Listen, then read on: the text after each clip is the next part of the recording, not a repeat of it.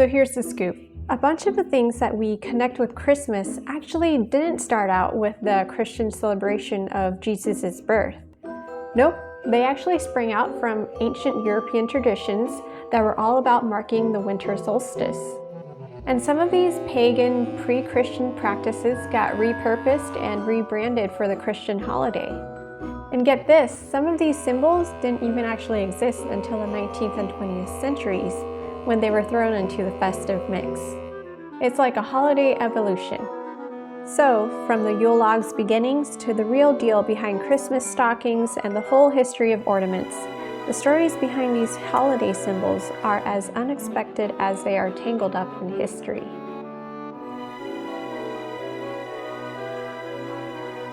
Alright, gather around because we're about to spill the tea on how the Christmas tree became the hottest holiday trend. Picture this, way back in the day, diverse cultures from the ancient Egyptians to the Celtics, they were partying hard during the solstice. And their go-to decor? Evergreens, baby. The Romans had a thing for evergreen plants during their Saturnalia festival, kind of like their own winter fiesta. And get this, the timing, it actually lines up with the Christian Christmas. Now, Christians weren't about to let the pagans have all the fun. Fast forward to the 16th and 17th centuries, and the Germans decide to put their own spin on things. They start decking the halls with indoor evergreen trees, making Christmas extra festive. Indoor evergreen trees became the thing to decorate at Christmas. And you know how trends go viral? Well, this one went global, thanks to some German lovebirds who married into the British royal family. Yep, those Germans who snagged a spot in the British royal family were the real MVPs, bringing the tree magic across the English Channel. Now let's talk royalty. King George III's wife, Queen Charlotte, rolled out the indoor Christmas tree at Windsor in 1800. But wait, there's more. Queen Victoria's hubby, Prince Albert, cranked up the Christmas tree craze a few decades later, turning the Christmas tree into the rock star of the holiday season. So next time you're decorating your tree, just remember you're part of a festive legacy that goes way back, and it's got a royal stamp of approval.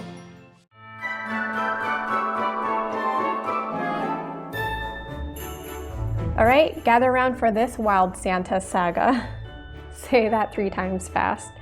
So the OG Santa Claus, with his iconic white beard and North Pole residency, actually owes his roots to a Christian guy from the Mediterranean. Meet Saint Nicholas of Myra, making waves in the late 3rd and early 4th centuries in what we now call Turkey. Now this Saint Nick wasn't just your average Joe. He was like the superhero of generosity. According to the dowry legend, St. Nicholas learned of a poor man with 3 daughters who couldn't afford dowries, making it difficult for them to get married. In response, St. Nicholas secretly provided 3 bags of gold, which were tossed into the man's home through an open window, or in some versions, down the chimney. Not only that, St. Nick even pulled off the ultimate magic trick, bringing pickled children back to life. Yeah, pickled kids, it's a thing. According to the legend, St. Nicholas saves 3 boys who were kidnapped, murdered, and pickled in a barrel. He resurrects them and brings them back to their families. Anyhow, St. Nicholas became known for his generosity and compassion in Christian stories. And since his feast day lands on December 6th and embodies the spirit of giving, Nicholas became the Christmas poster boy. And you know what happens next, right? Boom. Modern-day Santa Claus is born. And you know what? Dutch and German Christians were St. Nick's biggest fans. They were spreading the St. Nick love worldwide, making him the rock star of generosity. So there you have it, the OG Santa. The epic tale of how a generous dude from way back when became the face of our favorite holiday. So, when you're leaving out those cookies and milk, you're basically continuing a tradition that started centuries ago with this Mediterranean gift giver.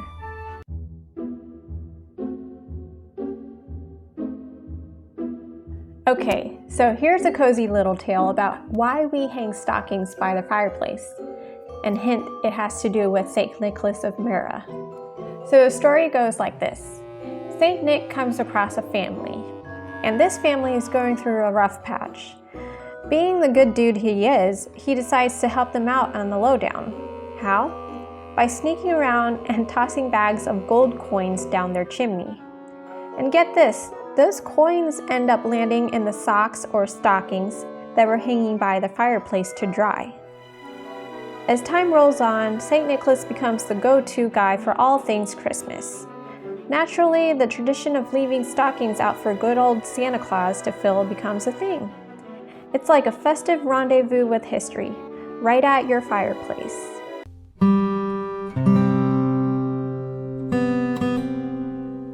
Okay, hold on to your hats because we're diving into the particular world of mistletoe and its unexpected role in Christmas traditions.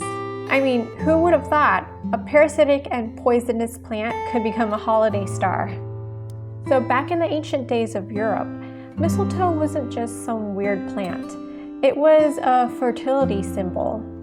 Druids, those mystical folks, introduced mistletoe into their winter shindigs. And get this, mistletoe even had a cameo in Norse mythology, where it was linked to Frigga, the goddess of beauty, love, and marriage. So why the mistletoe and smooching combo? Well, since mistletoe is all about fertility, love, and romance, people got the bright idea to start locking lips beneath them back in the late 18th century. Who knew a toxic plant could be so romantic, right?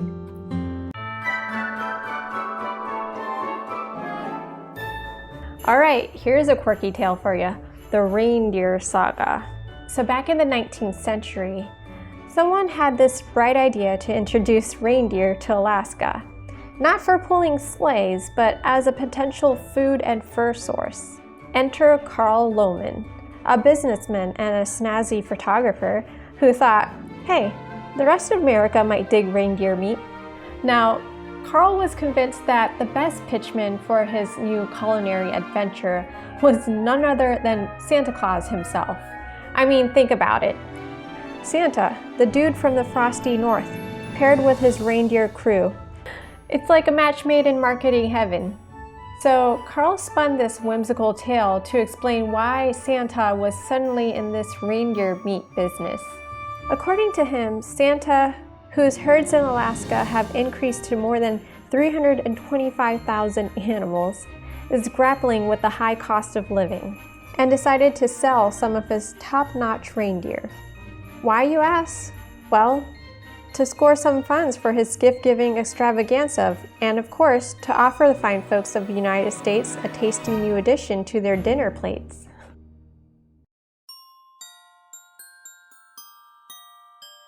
Alright, let's take a sweet trip through the history of gingerbread. It's got a history that goes way back. So, the OG gingerbread recipes, we can trace gingerbread recipes all the way back to ancient Greece, around 2400 BC. They were probably swapping cookie recipes at toga parties or something. But hang on, the gingerbread that we all know with its snazzy shapes, it's a bit more recent. Fast forward to the modern era and people started getting more artsy with gingerbread.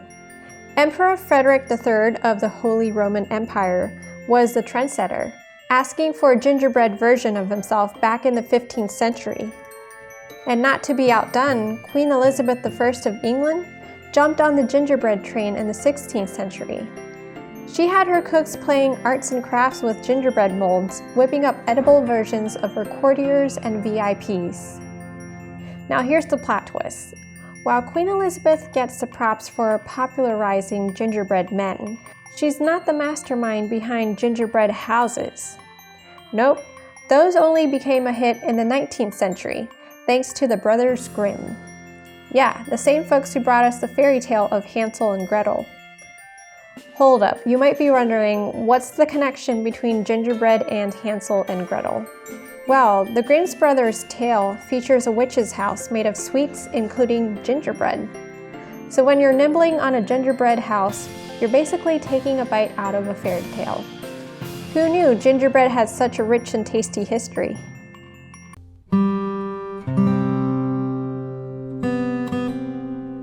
Alright, let's talk holly and ivy. These guys have been partying in winter celebrations for ages. Being evergreen, they're like the MVPs of the winter plant squad. But here's the twist, they weren't just chilling in winter. Nope.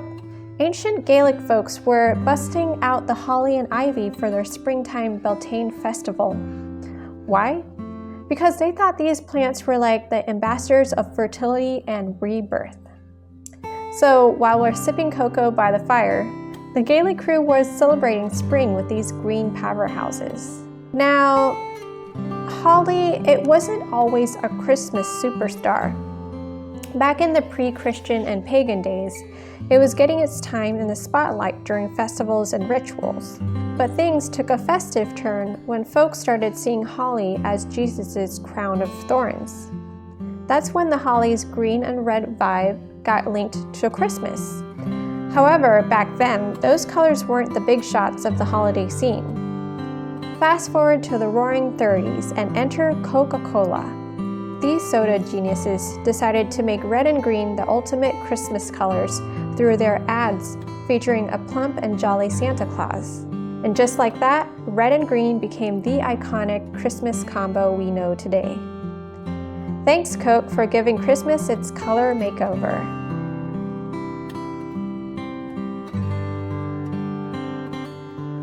Alright, let's dish about this cool holiday treat, the Yule log, or as the French coolly call it, bûche de Noël. Picture this, a log-shaped sponge cake stealing the show on many Christmas tables. But hold on, the backstory of this dessert is a bit of a roller coaster. Back in the day, Yule logs weren't just desserts, they were actual logs burned during winter. From as far back as 1200 BC, Celtic and Gaelic crews were rocking the winter solstice by symbolically torching logs to bid farewell to the past. And of course, there was feasting involved, because why not? Fast forward to Christianized Europe in the 16th and 17th centuries, they decided to keep the log burning vibes, but gave it a Christmas makeover. So this pagan log burning shindig transformed into the decadent Yule log dessert we love today. So next time you're slicing into that log-shaped cake, just remember, you're tasting a slice of history, literally.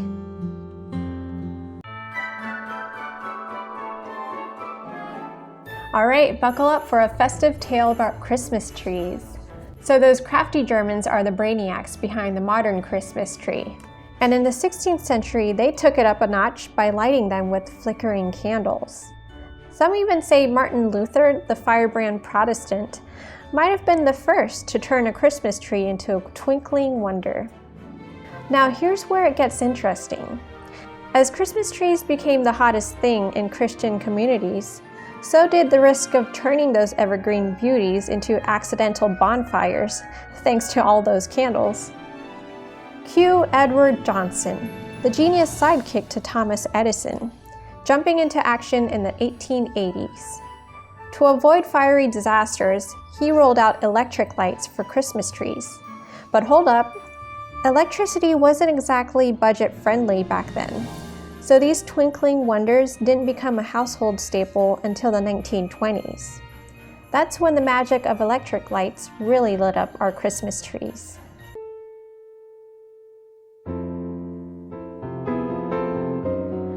Alright, let's talk about the stars at Christmas time.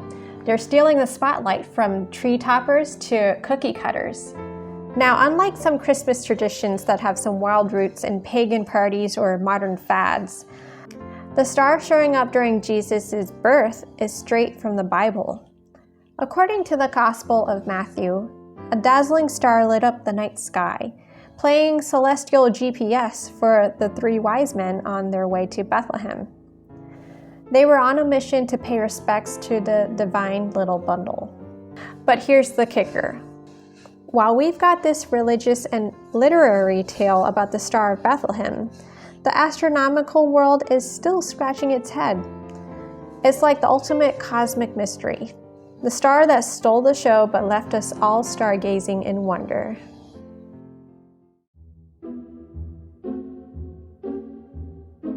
Alright, let's dive into the world of Christmas wreaths. those fancy door decorations that we all know and love. So here's the scoop. Wreaths weren't just a Christmas thing. They were a big deal in both pre-Christian and Christian scenes. Back in the ancient days, folks used these ringed plant wonders to shout out victory and triumph. Fast forward to the 16th century, and we see Christmas wreaths stealing the spotlight. Made from evergreen plants, they became all about rebirth, with that circular shape symbolizing nothing less than divine perfection. So next time you're hanging a wreath, you're basically decking your door with a symbol that's been rocking divine vibes for centuries.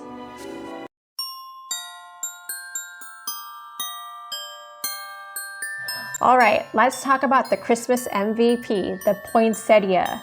So down in Mexico, they call it the Christmas Eve flower, and it's got some serious roots in Central America and Aztec culture.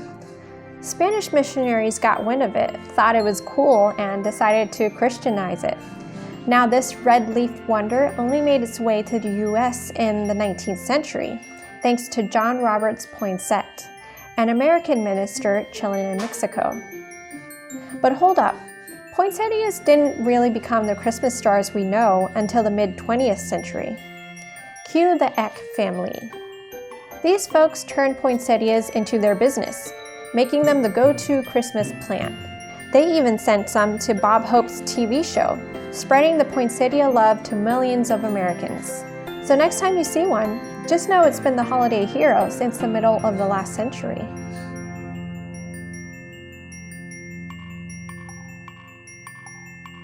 Okay, let's talk about tinsel. It's been around longer than you think. Back in the 16th century, if you were a fancy German celebrating Christmas in Nuremberg, you might have decked out your tree with thin strips of silver, the OG tinsel.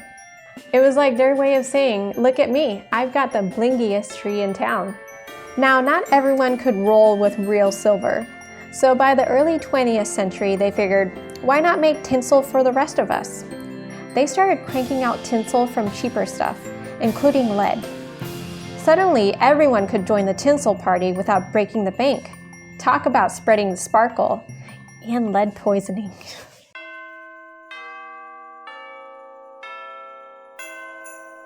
All right, let's unwrap the mystery around candy canes. They've got a murky history. So back in the 17th century, candy in stick form was all the rage. But how and why they first popped into existence remains a bit of a sweet enigma. One tale even spins the yarn that these hard candies were cooked up to hush the choir boys in Germany. Ingenious. Now, the plot thickens. Using candy canes as tree decorations only became a thing in the 19th century, making it a relatively recent twist to the candy cane tale. So the next time you hang one on your tree, you're adding a sprinkle of sweetness to a tradition that's been evolving for centuries.